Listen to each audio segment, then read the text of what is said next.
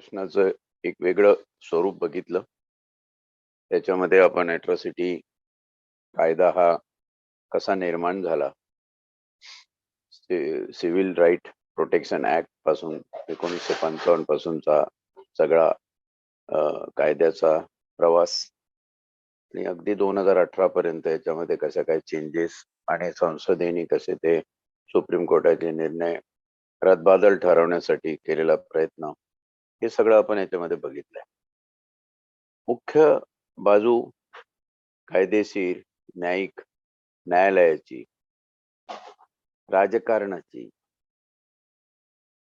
बाजूला ठेवल्या तर आपल्याला समाजकारण या ठिकाणी एक महत्वाचा पैलू दिसतो की खऱ्या अर्थाने ही जी व्याधी आहे, हा जो रोग आहे जडलेला, हा रोग आपल्याला आपल्या सामाजिक जीवनामध्ये जडलेला दिसतो. तो मनुस्मृतीने प्रचलित केलेल्या अस्पृश्यता, जातव्यवस्था, वर्णव्यवस्था याच्या माध्यमातून दिसतो. आता याला रोग म्हणणं कितपत योग्य आहे, हाही प्रश्न आहे. जर परिणाम हे आपल्या सुदृढ जीवनावर होत असतील तर ती व्याधीच म्हटली पाहिजे. आपलं सामाजिक जीवन हे सुदृढ नाही आहे, हे वास्तव आणि सत्यशोधक दृष्टीने आपण कुठंतरी स्वीकारलं पाहिजे. हे सुदृढ नसण्याची जी कारण आहेत, त्या कारण मीमांसेचा उहापोह कुठल्याही पद्धतीने, कुठल्याही अँगलने, धर्मकारणातून असो, राजकारणातून असो, अर्थकारणातून असो होऊ शकतो. परंतु जो समाज ज्या वास्तवात, ज्या वर्तमानात जगत असतो, त्याला जेव्हा ट्रान्झिशन फेज मधून जावं लागतं, संक्रमण अवस्थेमधून जावं लागतं, तेव्हा त्याच्या काही व्यथा, त्याच्या काही यातना असतात आणि त्या यातना या दोन्ही बाजूला समसमान पद्धतीने बघायच्या असतात. म्हणजे ज्याचं शोषण होतं तो वर्ग, जो शोषणकर्ता वर्ग आहे तो, आणि जो शासनकर्ता आहे तो. शोषण, शोषित जे आहे, शोषक जो आहे आणि शासक जो आहे, या तीन याच्यामध्ये जर आपण बघितलं तर या ठिकाणी शासक आपली महत्वाची भूमिका पार पाडत असतो.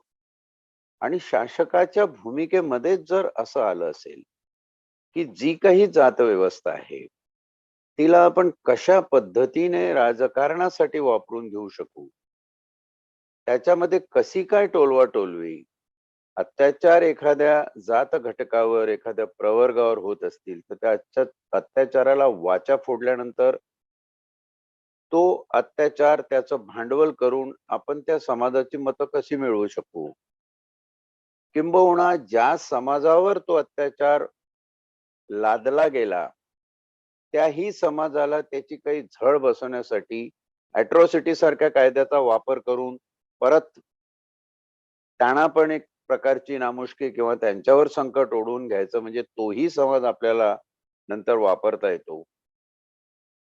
ही जी शासकाची भूमिका आहे, शासकाची भूमिका संविधानाच्या माध्यमातून बघितली तर ती निस्पृह असली पाहिजे, निधर्मी असली पाहिजे, जातीय पात विरहित असली पाहिजे. परंतु हे बोलण्यापुरतं ठीक आहे. कुठलंही निवडणुकीचं प्रकरण घ्या, ज्या प्रकरणामध्ये आज स्पष्टपणे हे कबूल करावं लागेल की ज्या भागात, ज्या मतदारसंघात ज्या जातीची मतं जास्त आहे, ज्या जातीचे लोक जास्त राहतात, त्याच जातीच्या उमेदवाराला तिथे तिकीट दिलं जातं. नियमाला अपवाद म्हणून काही मतदारसंघ असे असतील. हे जेव्हा आपण लक्षात घेतो तेव्हा जात ही आपल्या मानसिकतेतून जाता जात नाही अशी परिस्थिती आहे. आणि हे समजून घेतल्यावर आपल्याला हेही जाणून घ्यायला पाहिजे की जात म्हटली की त्याच्यामध्ये श्रेष्ठ कनिष्ठ हा भाव आला, आणि जोपर्यंत हे आहे तोपर्यंत हे असंच होत राहतं. मुद्दा आजच्या प्रश्नाचा, जे कालच्या उत्तरावरचा प्रतिप्रश्न आहे, की जो अॅट्रॉसिटीचा कायदा आहे त्याचा दुरुपयोग फार मोठ्या प्रमाणात झाला असून त्या दुरुपयोगातून जो समाज निरपराध आहे, ज्यांनी तसं काही केलंच नाही, परंतु केवळ कायद्यात आम्हाला संरक्षण दिलेलं आहे, कायद्यात आमच्या बाजूने तरतूद आहे, म्हणून त्याचा फायदा घेऊन आम्ही तुम्हाला छळणार. हा जो वाद प्रतिवादाचा मुद्दा आहे, हे कसं झालं, की तुमच्या आई वडिलांनी, तुमच्या पूर्वजांनी आम्हाला छळलं म्हणून आम्ही तुमच्या नातवंडांना नाही सोडणार, त्यांना पण आम्ही छळू, कारण आता कायदा, आता संविधान हे आमच्या बाजूने आलेलं आहे. हा जो एक भ्रमिष्ट विचार आहे, या भ्रमिष्ट विचाराचे पडसाद जागोजागी बघायला मिळतात. अॅट्रॉसिटी कायदा हा एक प्रतिबंधात्मक स्वरूप असलेलं लेजिस्लेशन आहे, कायद्याचं प्रारूप आहे, प्रतिबंधात्मक आहे, की हा कायदा आहे, तुम्हाला संरक्षण मिळेल आणि इतरांना तुमच्यावरती अत्याचार करण्यापासून अटकाव होईल. पण अत्याचार कुठल्याही स्वरूपाचे असले तरी या कायद्याच्या चौकटीत ते बसवून साधे मारहाणीचे प्रकरण असले तर त्याच्यामध्ये एक शिवी टाकून त्याला अॅट्रॉसिटीचं स्वरूप दिलं जाऊ शकतं, हे जेव्हा लोकांना कळलं तेव्हा अॅट्रॉसिटीचा दुरुपयोगही फार मोठ्या प्रमाणात झालेला दिसतो. आता हा जो दुरुपयोग आहे त्याच्यामध्ये राजकारण कसं आहे, आणि म्हणून इथं शोषित आणि जो शोषक आहे त्या दोन्ही पेक्षा शासकाची भूमिका महत्वाची. तो इथे राजकारण करत असतो. मला प्रशासनामध्ये पोलीस अधिकारी म्हणून काम करताना पोलीस प्रशासनातले अनेक या प्रकारची उदाहरणं आहेत, की जिथे या कायद्याचा उपयोगी दिसला आणि जिथे या कायद्याचा दुरुपयोगी दिसला. परंतु राजकीय क्षेत्रामध्ये प्रवेश केल्यानंतर एका राजकीय पक्षाचा काही वर्षापूर्वी मी उपाध्यक्ष या पदावर कार्यरत होतो आणि सगळं महाराष्ट्रभर नेटवर्क पदाधिकारी हे सगळे असायचे, जोडलेले असायचे. आणि एक प्रसंग मला या ठिकाणी सांगावासा वाटतो, की काही पदाधिकाऱ्यांमध्ये जातीच्या प्रवर्गावरून मागासलेल्या जाती आणि इतर मागासवर्ग, OBC versus ST, SC ST, असं काहीच चित्र दुर्दैवाने आमच्या औरंगाबादच्या एका युनिटमध्ये निर्माण झालं. आणि त्या ठिकाणी एक घटना घडली, की एक कार्यक्रम संपल्यानंतर काही लोकांनी रस्त्यामध्ये गाडी अडवून ओबीसी फॅक्टरचा जो पदाधिकारी होता त्याला मारहाण केली. गाडीच्या काचा फोडल्या, त्याचे कपडे फाडले. रस्त्यावर भर चौकात हा प्रकार झाला. त्या मारहाणीमध्ये पुरुष होत्या, महिलाही होत्या. त्याची कारणं वेगळी असतील, कशासाठी ते झालं. आता पक्षातच काम करणारे पदाधिकारी आहेत, वेगळ्या जात वर्ग, वेगळ्या प्रवर्गाचे लोक आहेत, तरीही ते आपले आहेत. या संकल्पनेने या घटनेची पोलीस फिर्याद व्हावी की होऊ नये असा प्रश्न निर्माण झाला. नॅचरली त्या पदाधिकाऱ्याने पक्षप्रमुखांना फोन केला आणि सांगितलं, की असा जर प्रकार झाला तर कायदेशीररित्या आपण दाद मागायला पाहिजे, तुम्ही पोलीस स्टेशन मध्ये जाऊन ती तक्रार करा. आणि जेव्हा तो तक्रारदार म्हणून पोलीस स्टेशनला गेला तेव्हा मारहाण करणारे विरोधी लोक त्या ठिकाणी त्याच्या आधीच हजर होते आणि त्यांनी सांगितलं, की तुम्ही जर अशा प्रकारची तक्रार कराल तर आम्ही अॅट्रॉसिटीचा गुन्हा तुमच्यावरती नोंद करू. हा तक्रारदार चरकला. तो म्हणाला, असं जर होत असेल तर एकाच संघटनेमध्ये काम करत असताना आपण जातीचे गट निर्माण करून त्याच्यामध्ये भानगडी करतोय की काय, असं चित्र निर्माण झालं. म्हणून त्यांनी परत फोन केला. पक्षप्रमुखांनी काय उत्तर द्यायचं ते दिलं.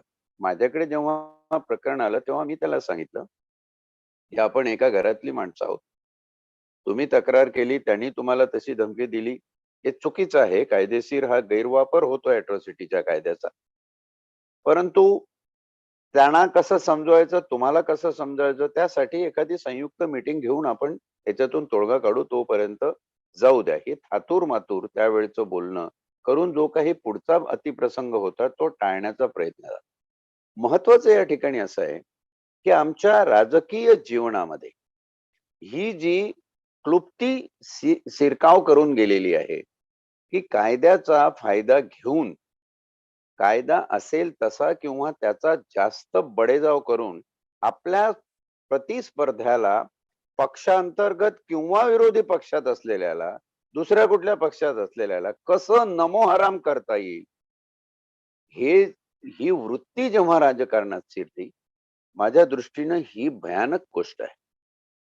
आणि तुम्ही राजकारण करता ते नेमकं कशाचं करता? जातीचं करता, मतं मिळवण्यासाठी करता इथपर्यंत ठीक आहे. पण दोन जातीच्या गटांमध्ये तुम्ही द्वेष पेरून त्याचं राजकारण करताय. म्हणजे उद्या दोघांच्याही थोबाडीत मारायला एक दुसऱ्याला सांगायचं, दोघांची गाल सुजले की त्यांनी तुमच्याकडे यायचं. मग तुम्ही त्याला थातून मातून मलम लावायचं, तुम्ही सांगायचं, चुचकारायचं, पुचकारायचं आणि जिथून मग तुमचा जास्त फायदा असेल, आर्थिक किंवा राजकीय, त्या फायद्यानुसार तुम्ही झुकतं माप त्याला द्यायचं. हे चुकीचं आहे. ही राजकीय सुज्ञता, ही संविधानिक सुज्ञता जोपर्यंत शासक होऊ घातलेल्या राजकारणाच्या प्रक्रियेमध्ये निर्माण होत नाही, तोपर्यंत मला वाटत नाही याच्यावर काही सोल्युशन निघेल. आपल्याकडे अशी अनेक उदाहरणं सांगता येईल. कोपर्डी प्रकरणामध्ये जेव्हा मोर्चे निघाले, तेव्हा एक मराठा लाख मराठाच्या बरोबरीने जे फलकं होती, अॅट्रॉसिटीच्या कायद्याचा दुरुपयोग आणि त्यावरून काही प्रक्षोभक अशा घोषणा त्या याच्यामध्ये देण्यात आल्या होत्या. त्याचा जर विचार केला तर आपण काय करतो? म्हणजे असं म्हणण्याची वेळ आली आहे का संविधानावर? संविधानावर असं म्हणण्याची वेळ आली आहे का की अॅट्रॉसिटीचा कायदा निर्माण करून आम्ही समाजाला दुभंगलेला आहे? तात्विक दृष्ट्या सिद्ध करून दाखवता येईल एवढा मसुदा आहे या मुद्द्यावर. होय, कायदा करून आम्ही समाजामध्ये दुही माजवण्याचं काम केलंय की काय, असा प्रश्न निर्माण होतो. कारण ही दुही का माजली? कारण आम्ही मनाने एकरूप अजून झालेलोच नाही. राजकीय जीवन हे एक क्षुल्लक जीवन आहे. काय करायचंय? अनास्थेच्या नजरेने जे राजकीय जीवनाकडे बघतात त्यांची ही फार मोठी चूक आहे. राजकीय सुचिता हा केवळ आणि केवळ मनुष्याचा गुणधर्म आहे. प्राण्यांमध्ये तो दिसत नाही. म्हणून आपण मनुष्य प्राणी आहो. आपल्याकडे राजकीय सुचिता असली पाहिजे. पण राजकारणात काय चाललेलं आहे, मोठमोठे बुद्धिवंत, प्रज्ञावंत, विचारवंत, लेखक, चांगले चांगले स्वतःला फार हुशार समजणारे तज्ञ, अनेक कायदे तज्ञ आहे तथाकथित, ते तर नुसतं पोकळ गप्पा आहे. राजकारणाची आमचा काही संबंध? अरे कसा काय राजकारणाशी संबंध? राजकीय वर्तुळ ही अभ्यासलीच पाहिजे. त्याचा संबंध थेट तुमच्या जीवनाशी आहे.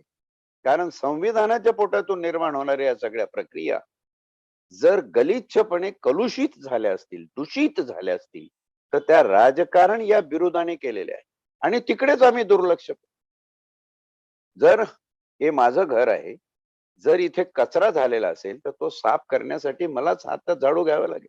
नाही हो, ते कचऱ्याशी माझा काही संबंध नाही. कचऱ्याला मी हातात लावणार नाही. तर कचऱ्यासारखं. अरे पण तो तुझ्या घरात आहे ना, त्याची तर लाज वाटली पाहिजे किमान. साफ कोण करेल? मग कुठंतरी एक कचरेवाला ठेवलेला आहे, तो झाडू मारेल आणि मग त्या कचरेवाल्याच्या हिशोबाने तो ओला कचरा, सुका कचरा काय त्याला करायचं ते करत असतो.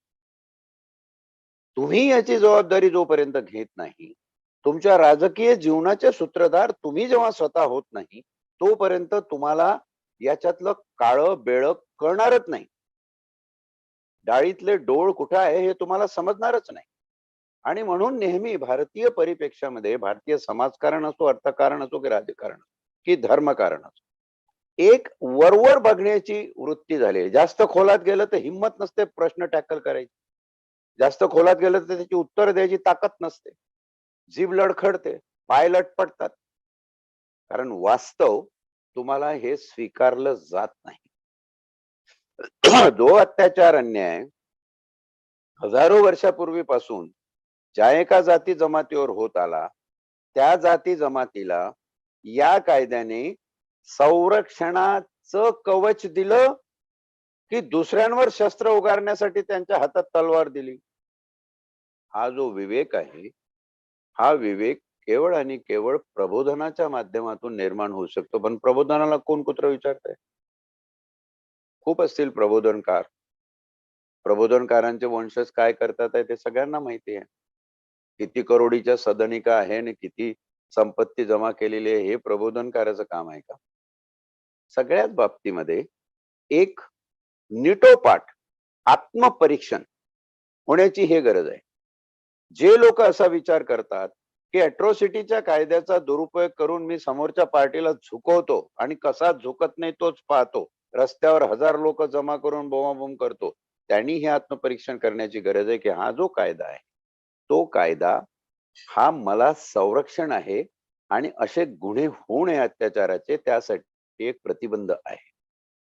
तसं न करता हा कायदा म्हणजे मला संविधानाने मिळालेली काहीतरी मोठी साधन सामुग्री आहे आणि त्याचा उपयोग केल्याशिवाय मी समोरच्याला भरडल्याशिवाय राहणार नाही, ही जी वृत्ती आहे, ही झुंडशाही वृत्ती संविधानाला मारक आहे, हे लक्षात ठेवा.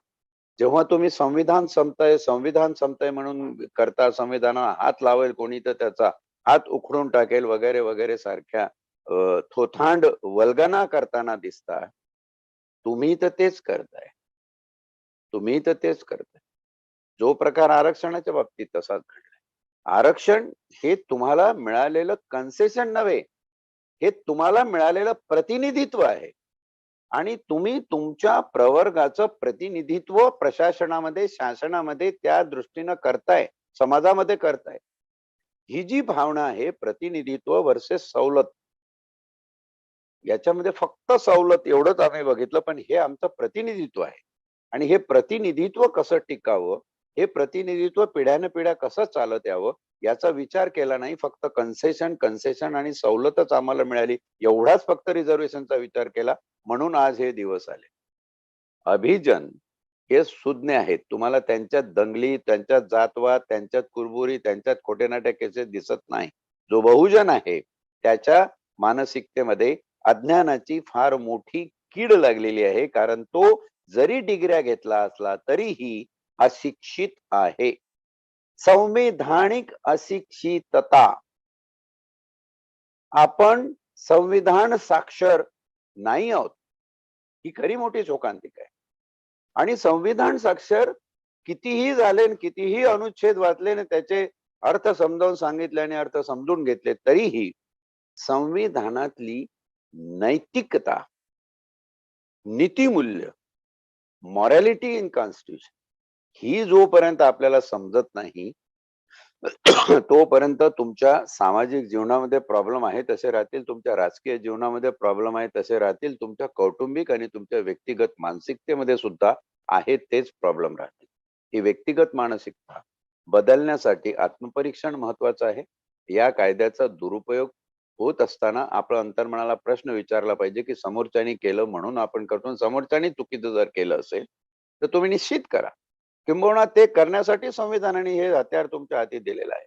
पण अनाठायी त्याचा गैरवापर करून काही भागामध्ये महाराष्ट्राच्या जेव्हा दौऱ्याच्या दरम्यान काही गोष्टी दिसून येतात, त्या अशा आहे की आमच्यावर अॅट्रॉसिटीची केस लागेल किंवा लागू शकते असं गृहीत धरून आधीच त्यांच्यावर गंभीर गुन्हे कसे नोंदवले जातील त्यासाठी पोलीस स्टेशनला जाऊन बिल्डिंग लावणारे पण प्रसंग अनेक ठिकाणी बघायला मिळाले. म्हणजे हा भीतीचा जो डोलारा आहे की तो आमच्यावर असं करेल म्हणून आम्ही असं करतो, हे तसं करेल म्हणून ते तसं करतो, आणि त्याच्या दृष्टीने हे द्वंद्वात्मक वागणं जे सामाजिक जीवनातलं तुमच्या आमच्या आहे, भारतीयांच्या सामाजिक जीवनातलं आहे, याच्यातून ओशाळलं आमचं संविधान. आणि संविधानाने जो काही एक प्रामाणिक प्रयत्न केला आहे समतेचं राज्य निर्माण करण्याचा, सामाजिक न्यायाचं राज्य निर्माण करण्याचा, याला आम्हीच आमच्या हाताने मूठमाती देतो आहोत. असा एकसंघ समाज अशा प्रकारच्या द्वंद्वात्मक परिस्थितीतून कधी निर्माण होऊच शकणार नाही. मग आता प्रश्न पडतो की हे थांबवायचं कसं? म्हणून जसं मी म्हणालो की शोषक आणि शोषित या दोन्हीपेक्षा शासक जो आहे त्याची भूमिका महत्वाची आहे. आणि शासनामध्ये हे असलं पाहिजे. पण जिथे तुम्हाला दिसतं की जिथे जातीचं राजकारण, केवळ प्रस्थापित लोकांचंच राजकारण आहे. हेरंब कुलकर्णींनी एक 143 पानाचं छान पुस्तिका एक लिहिलेली आहे. ते म्हणतात की महाराष्ट्रातलं राजकारण ज्या घराण्याशाहीच्या भोवती फिरतंय त्याच्यावरून असं कधीच म्हणता येत नाही की हे राजकारण जात विरहित, पंथ विरहित, संप्रदाय विरहित आहे. आणि सकृदर्शनी पुरावा म्हणजे 288 आमदारांपैकी महाराष्ट्रातल्या विधानसभेतले 182 आमदार हे एका जात प्रवर्गाचे आहे. आणि म्हणून मवियाचं सरकार हे स्थापन आहे. ही जी अंडरलाईन आहे, इनव्हिजिबल सिल्वर अंडरलाईन, ती कधीतरी बघण्याची गरज आहे. जातीचं प्राबल्य हे जोपर्यंत आपल्या मनातून जाणार नाही, मला वाटत नाही याच्यावर काहीतरी तोडगा निघेल म्हणून. मग जर त्यांनी आमच्यावर खोटी अॅट्रॉसिटी लावली तर मग आम्ही जाऊन रात्री त्यांचे सगळ्यांचे अंग सुजवून येतो. अशा प्रकारचा जे एक झुंडशाहीचं वातावरण चाललेलं आहे, सुज्ञ मनाने विवेकाने विचार करा, आपण कुठे जात आहोत आणि येणाऱ्या पिढ्याला आपण काय वारसा देऊन जाणार आहोत, कुठली सामाजिक मूल्य आपण त्यांच्या समोर ठेवून जाणार आहोत, याच्यावर दोन्ही बाजूनी विचार होणं महत्वाचं. कायदा आहे. सर, इथे एक स्पेसिफिक प्रश्न असा विचारलेला आहे की हे सगळं तर्कशुद्ध मांडणी जरी योग्य वाटत असली तरी ज्या वेळेला समोरचा आपल्यावर खोटी अॅट्रॉसिटी दाखल करणार आहे ही माहिती होते, त्यावेळेला प्रिकॉशन म्हणून कायदेशीररित्या आपण काही घेऊ शकतो का? तशी सूचना पोलीस स्टेशनला अगोदर दिली तर त्याचा बचावात्मक काही उपयोग होतो का? त्या प्रश्नाचं उत्तर पाहिजे. बचावात्मक उपयोग त्याचा होईल. तुम्ही जर अशा प्रकारे आगाऊ एखादा अर्ज पोलीस स्टेशनला करून की हे असं प्रकरण आहे, या प्रकरणामध्ये आमच्यावर खोट्या अॅट्रॉसिटीच्या केसेस होऊ शकतात, अशा प्रकारची सूचना जर तुम्ही पोलीस स्टेशनला दिली आणि किंवा न्यायालयाला दिली, त्याची रिसिट आपल्याजवळ ठेवली, एक्नॉलेजमेंट घेऊन त्याचं रिसिट आपल्याजवळ ठेवली, तर तुम्हाला हा दस्तावेज नंतर ट्रायल किंवा बाकीच्या ज्या अरेस्ट वगैरे ज्या प्रोसिजर आहे त्याच्यामध्ये वापरता येऊ शकतो की हे असं होऊ घातलेलं होतं आणि हे असं झालेलं आहे. परंतु असं पत्र देऊन, हे जे तात्विक विवेचन आणि मुद्देसूद विवेचन आपण जे म्हणतो ना, ते त्याच्यासाठी महत्वाचं. असं पत्र दिल्यानंतर जर तुम्ही जाऊन अॅट्रॉसिटीचा गुन्हा करत असाल, म्हणजे आपल्याकडे आता ढाल तर झालेली आहे, मग तलवार उपसा, असं प्रकार होऊ नये त्यासाठीच हे नैतिकतेचं प्रवचन आहे. पारायण, संविधान पारायणामध्ये त्यासाठीच आहे. निश्चितपणे त्याचा तुम्हाला फायदा होईल, कारण पोलीस अधिकाऱ्याला न्यायिक दृष्टीनं, नाही पोलीस अधिकाऱ्यांनी केला तर न्यायालयाला न्यायिक दृष्टीनं तुमच्या या अर्जाचा विचार करावा लागेल की ही शंका तुमच्या मनामध्ये होती, ती शंका रास्त होती, म्हणून त्याचा विचार करावा लागेल. आणि जर अशा वेळी खोटा अॅट्रॉसिटी दाखल झाला असेल आणि खोटा अॅट्रॉसिटी दाखल झाल्यानंतर त्याच्यामध्ये जे साक्षी पुरावे आहेत किंवा न्यायालयामध्ये केस सिद्ध होण्यासारखे पुरावे नसतील तर त्या केसेस ॲक्विट होतात. ॲक्विटलचं पर्सेंटेज जर बघितलं अॅट्रॉसिटीमध्ये तर जवळपास 90% ॲक्विटल आहे या केसेसमध्ये. कारण साक्षी पुरावे किंवा ज्या काही सकृदर्शनी सर्कमस्टॅन्शियल एव्हिडन्स असले पाहिजे ते एव्हिडन्स या तपासामध्ये निष्पन्न झालेले कोर्टामध्ये पुरावा म्हणून टिकत नाहीत किंवा टिकू दिले जात नाहीत किंवा त्याच्यावरती दुसरे जे प्रत्यवाय असतात, जसा हा आगाऊ अर्ज करणे वगैरे, या सगळ्या याच्यातून केसेस कन्व्हिक्शनला जात नाही. त्याच्यामध्ये फार कमी 8 ते 10% पर्सेंटेज असेल की याच्यामध्ये कन्व्हिक्शन आहे, तर बाकीच्या केसेस ॲक्विटल आहे. हाही मुद्दा लक्षात घेण्यासारखा, केसेस ॲक्विट का होतात? कारण खोट्या केसेस दाखल केलेले असतील तर त्याच्याकडून कन्व्हिक्शनची अपेक्षा बाळगणं चुकीचं आहे. ठीक आहे, मला वाटतं जर प्रश्न मंजूषा चमली असेल तर आपण पुढचं 310 अनुच्छेद विवेचनासाठी घेऊया. ऑलरेडी त्याचं वाचन झालेलं आहे. आपण भारतीय संविधानाच्या 14व्या भागामध्ये प्रकरण 1 बघतोय, सेवा. हा 14वा जो भाग आहे त्याचा मथळा आहे संघराज्य आणि राज्ये यांच्या नियंत्रणाखाली असलेल्या सेवा. या कुठल्या कुठल्या सेवा आहेत आणि कशा प्रकारे संघराज्य आपल्या सेवेमध्ये लोकांना अपॉइंट करू शकतं, त्यांच्या सेवा शर्ती वगैरे बाबतचा हा विवेचन करणारा 14वा भाग भारतीय संविधानाचा आहे. त्याच्यात आर्टिकल 308 ज्याच्यामध्ये अर्थ लावणे, त्याचा अर्थ काय लावावा तो आपण बघितलाय. त्यानंतर आर्टिकल 309 संघराज्य किंवा राज्य यांच्या सेवेत असलेल्या व्यक्तींची भरती आणि त्यांच्या सेवा शर्ती हे ठरवण्याचे जे अधिकार आहेत ते आपण बघितले आहे. आज आपण 20 जानेवारी 2022 रोजी संविधान पारायणाचं सलग 165व पुष्प गुंफत आहोत, ज्याच्यामध्ये एक प्रश्न आपण घेतला. काल 164व्या पुष्पामध्ये ॲट्रॉसिटीच्या कायद्यामध्ये महाराष्ट्र शासन आणि तपासी अधिकाऱ्याच्या पदांमध्ये जो बदल घडवून आणण्याचा ठराव संमत केला त्याबद्दल आपण विवेचन केलं. आज त्याच्यावर आलेले प्रश्न प्रतिप्रश्न ते आपण बघितले. आता आपण 165व्या या पुष्पामध्ये 310 आर्टिकल बघणार आहोत, ज्याचं वाचन झालेलं आहे. आपण बघूया. 310 आर्टिकल असं म्हणतं की संघराज्य किंवा राज्य यांच्या सेवेत असणाऱ्या व्यक्तींचा पदावधी, त्यांच्या पदावर राहण्याचा कालावधी. 1. या संविधानामध्ये स्पष्टपणे तरतूद केली असेल त्या व्यतिरिक्त, म्हणजे स्पष्टपणे तरतूद केली नसेल तर, स्पष्टपणे तरतूद केली असेल तर हा समभाग अनुच्छेद 310चा लागू पडणार नाही. पण या संविधानामध्ये स्पष्टपणे तरतूद केली असेल त्या व्यतिरिक्त जी व्यक्ती संघराज्याची संरक्षण सेवा किंवा नागरी सेवा, मिलिटरी सर्व्हिसेस, डिफेन्स सर्व्हिसेस किंवा सिव्हिल सर्व्हिसेस किंवा अखिल भारतीय सेवा यांची सदस्य असेल अथवा संघराज्याच्या अधीन असलेले संरक्षणाशी संबंधित असलेले कोणतेही पद किंवा कोणतेही नागरी पद धारण करीत असेल अशी प्रत्येक व्यक्ती राष्ट्रपतीची मर्जी असे तोपर्यंत ते पद धारण करील. आणि जी व्यक्ती राज्याच्या नागरी सेवेची सदस्य असेल किंवा राज्याच्या नियंत्रणाखाली असलेले कोणतेही नागरी पद धारण करत असेल अशी प्रत्येक व्यक्ती राज्याच्या राज्यपालाची मर्जी असेपर्यंत ते पद धारण करेल. केंद्र शासनाच्या सेवेत आणि राज्य शासनाच्या सेवेत जोपर्यंत अनुक्रमे राष्ट्रपती आणि राज्यपाल यांची मर्जी असेल तोपर्यंत ते पद धारण करतील.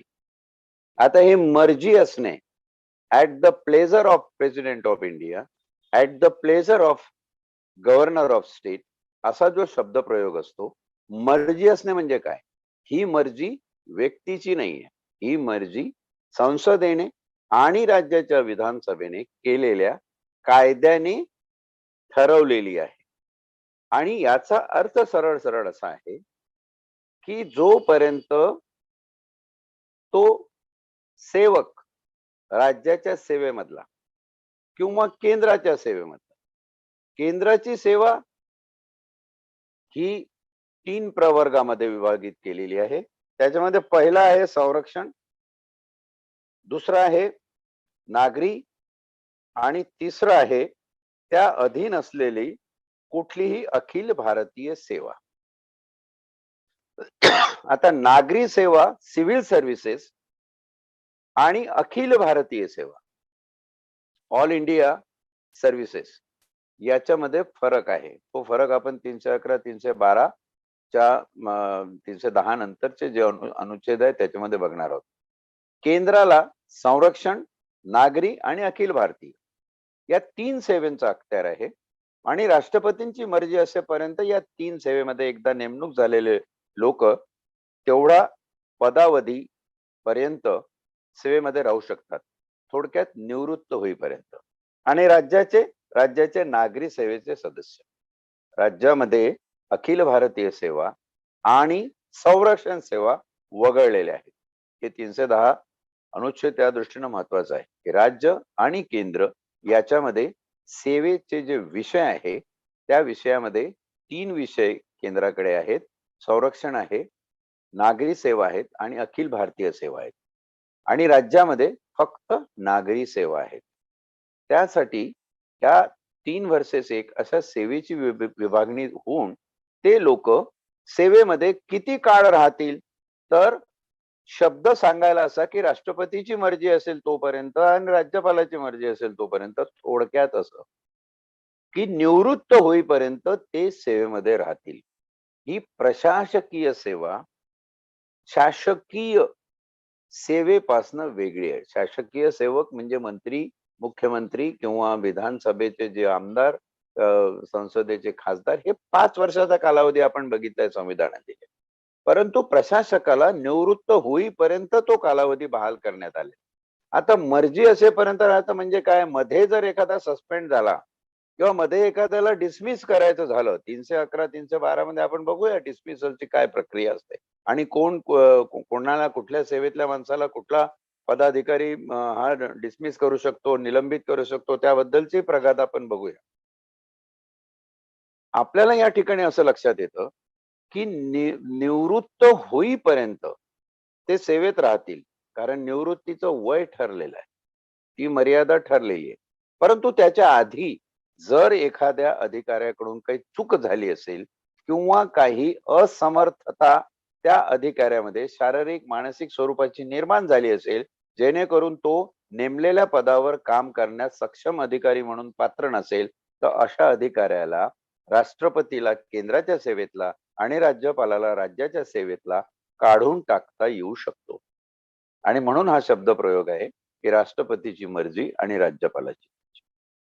समभाग 2 अनुच्छेद 310 असं म्हणतो, संघराज्याच्या किंवा एखाद्या राज्याच्या नियंत्रणाखाली असलेले, संघराज्याच्या किंवा एखाद्या राज्याच्या नियंत्रणाखाली असलेले नागरी पद धारण करणारी व्यक्ती, नागरी सेवेतली व्यक्ती, नागरी पद धारण करणारी, संरक्षण नाही, अखिल भारतीय नाही, नागरी पद धारण करणारी व्यक्ती राष्ट्रपतीची किंवा यथास्थिती राज्याच्या राज्यपालाची मर्जी असेपर्यंत पद धारण करीत असली तरीही संरक्षण सेवेची अथवा अखिल भारतीय सेवेची अथवा संघराज्य किंवा राज्य यांच्या नागरी सेवेची सदस्य नसलेली व्यक्ती या संविधानाखाली असे पद धारण करण्याकरिता ज्या संविधे अन्वये नियुक्त केली जाईल, संविधे अन्वये म्हणजे कॉन्ट्रॅक्ट, ज्या संविधे अन्वये नियुक्त केली जाईल अशा कोणत्याही संविधेमध्ये जर विशेष अर्हता असणाऱ्या व्यक्तीची सेवा प्राप्त करून घेण्याकरिता तसे आवश्यक आहे असे राष्ट्रपतीला किंवा यथास्थिती त्या राज्यपालाला वाटेल, तर संमत कालावधीच्या समाप्तीपूर्वी ते पद नष्ट करण्यात आल्यास किंवा त्या व्यक्तीच्या गैरवर्तणुकीशी संबंध नसलेल्या कारणास्तव तिला ते पद रिक्त करावे लागल्यास तिला भरपाई देण्यात यावी अशी तरतूद करण्यात येईल. भरपाई देण्यात यावी अशी तरतूद करते. कशामध्ये तरतूद करते? संविधेमध्ये. म्हणजे राज्याने, केंद्राने किंवा राज्य सरकारने राष्ट्रपतीच्या सहीनुसार किंवा राज्यपालांच्या सहीनुसार संरक्षण सेवेतील, अखिल भारतीय सेवेतील, नागरी सेवेतील, केंद्रामध्ये आणि राज्याच्या नागरी सेवेमध्ये एखाद्या व्यक्तीला नियुक्त केलं असेल, त्या व्यतिरिक्त जर एखाद्या व्यक्तीला आपल्याला अशा प्रकारे नियुक्ती द्यायची असेल की जे मुळात या 3-4 प्रकारच्या सेवांमधून आलेली नाहीये, जी संरक्षण सेवेच्या परीक्षेतून आलेली नाहीये, जी अखिल भारतीय सेवेच्या परीक्षेतून आलेली नाहीये, जी नागरी सेवेच्या परीक्षेतून आलेली नाहीये, अशा व्यक्तीला जर नियुक्त करायचं असेल तर राष्ट्रपती किंवा राज्यपाल अनुक्रमे केंद्रीय सेवा आणि राज्याची सेवा या बाबतीत अशा संविधेने त्यांची नेमणूक करू शकतात. आणि अशी नेमणूक केल्यानंतर त्या नेमणुकीचा कालावधी काय असावा हेही त्या संविधेमध्ये, म्हणजे कॉन्ट्रॅक्ट, ज्याला आपण on contract, services on contract अशा निर्माण करण्यात आलेल्या आहे या समभाग 2 मध्ये. या सेवेमध्ये त्यांचा कालावधी, किती पदावधी त्यांच्याकडे असेल, किती काळ ते लोक त्या पदावर असतील आणि त्या पदाचा मोबदला, त्या पदाचा मुआवजा त्यांना काय दिला जाईल, किती दिला जाईल, आणि जर त्यांना मध्येच काढून टाकण्यात आलं किंवा त्यांच्यावर काही गैरवर्तणुकीचा ठपका असेल त्या दृष्टीनं त्याला काढून टाकण्यात आलं, तर त्यांना जी काही रक्कम परतावा म्हणून द्यायची आहे तिचं स्वरूप काय असेल, ती असेल की नसेल याबाबतचे करार मदार करण्याचं जे स्वातंत्र्य आहे ते राष्ट्रपतीला केंद्रीय सेवेसाठी आणि राज्यपालाला राज्यांच्या सेवेसाठी देण्यात आलेलं आहे. म्हणजे आता आपल्याला काही बाबतीमध्ये हा अनुच्छेद अजून जास्त सखोल अभ्यासणं महत्वाचं आहे, की जेव्हा युपीएससीच्या व्यतिरिक्त काही पॅरलल सर्व्हिसेस निर्माण करून डायरेक्ट अशा लोकांना आपण नेमणुका देतो, त्याचा आधार हा 310 अनुच्छेदाचा समभाग 2 आहे. अशा सेवा शर्ती निर्माण करता येतात आणि सेवा शर्ती निर्माण करण्यामध्ये एक प्रकारचा कॉन्ट्रॅक्ट असतो. बहुतेक ही कॉन्ट्रॅक्ट पद्धती आपल्याला प्रायव्हेट खाजगी उद्योगांमध्ये किंवा खाजगीकरणाच्या बाबतीत खाजगी धंद्या व्यवसायामध्ये कंपन्यांमध्ये दिसून येते, की तुमचा कॉन्ट्रॅक्ट हा एवढ्या दिवसाचा असेल. मध्ये तुमच्यावर जर काही गैरवर्तणुकीची कारवाई झाली तर तुमचं 1/3 वेतन तुम्हाला मिळू शकेल, त्या व्यतिरिक्त मिळणार नाही. तुम्हाला सस्पेंड केलं जाईल, डिसमिस केलं जाईल किंवा डिसमिसल जर असेल तर तुम्हाला काही मिळणार नाही, किंबहुना परत तुम्ही केलेल्या नुकसानीसाठी तुमचं जे प्रायव्हेट फंड आहे किंवा प्रॉव्हिडंट फंड आहे, तुमची जीपीएफ आहे, जनरल प्रॉव्हिडंट फंड आहे, त्याच्यातून रक्कम कापली जाईल. बहुतेक काही भागामध्ये अशा केसेस अशा नेमणुकी दिल्यानंतर मध्यंतरी एक कोऑपरेटिव्हचं कोळेकर नावाचं प्रकरण होतं, जी केस सुप्रीम कोर्टामध्ये लढल्या गेली. त्या केसमध्ये जर एखाद्याला ऑन डेप्युटेशन कुठं नोकरी द्यायची असेल आणि ऑन डेप्युटेशन तो तिथे काम करत असेल, तर त्या संस्थेचं जर नुकसान झालं तर त्या डेप्युटेशन त्या सर्व्हिसेसमध्ये ते तुमच्या हातून झालेलं आहे, म्हणून त्या नुकसानीची भरपाई करण्यासाठी तुमच्या पगारातली जी शिल्लक रक्कम गव्हर्नमेंटकडे असते त्याच्यातून रक्कम वापरला जाईल, इत्यादी बाबतच्या या सगळ्या तरतुदी याच्यामध्ये दिलेल्या.